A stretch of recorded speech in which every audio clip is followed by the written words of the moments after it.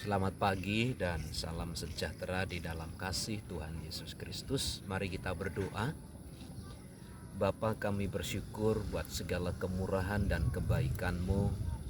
Tuhan telah menuntun dan menolong kami, sehingga saat ini kami dapat kembali bangun dengan tubuh yang sehat kuat, semua karena kasih karunia-Mu.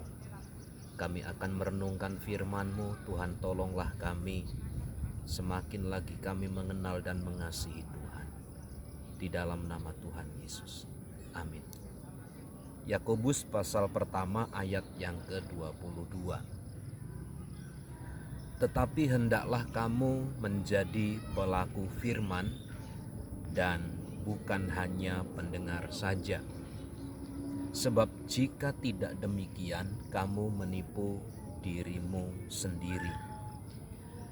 Ada satu ayat di dalam Alkitab, khususnya dalam Injil Matius, ada prinsip dua macam dasar dalam Alkitab. Orang yang membangun rumah di atas batu karang, dia akan kokoh, dia akan kuat ketika diterpa oleh angin. Tetapi ada pihak kedua yang membangun rumah di atas dasar pasir. Ketika angin melanda, banjir melanda, maka rumah itu menjadi roboh. Pertanyaannya, di mana letak perbedaannya? Tentu di dalam dasar bangunan itu. Jadi, orang yang melakukan firman Allah itu seumpama orang yang mendirikan rumah di atas batu. Kemudian Yakobus pasal 1 ayat 22 mengkonfirmasi kepada kita satu perintah yang seharusnya menjadi tolok ukur bagian kita sebagai orang percaya. Tetapi hendaklah kamu menjadi pelaku firman dan bukan hanya pendengar saja. Artinya begini, ada banyak orang suka hanya sekedar mendengar. Ada banyak orang bangga ketika telah mendengar. Ada banyak orang senang. Ada banyak orang merasa sukses, merasa berhasil kalau sudah mendengar banyak hal. Tetapi sebenarnya ketika kita hidup di dalam Tuhan tidak cukup sampai kita mendengar. Sebab Alkitab menyatakan demikian. Sebab jika tidak demikian, kamu menipu diri sendiri.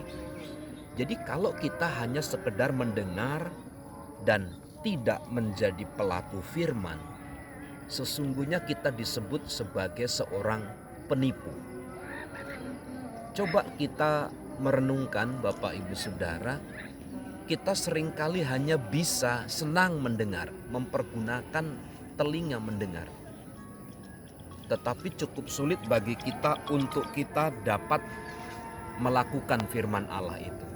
Nah, yang terpenting adalah mari kita belajar untuk mendengar dan melakukannya. Sebab kalau tidak kita hanya menjadi penipu-penipu ulung dalam pengiringan kita kepada Tuhan.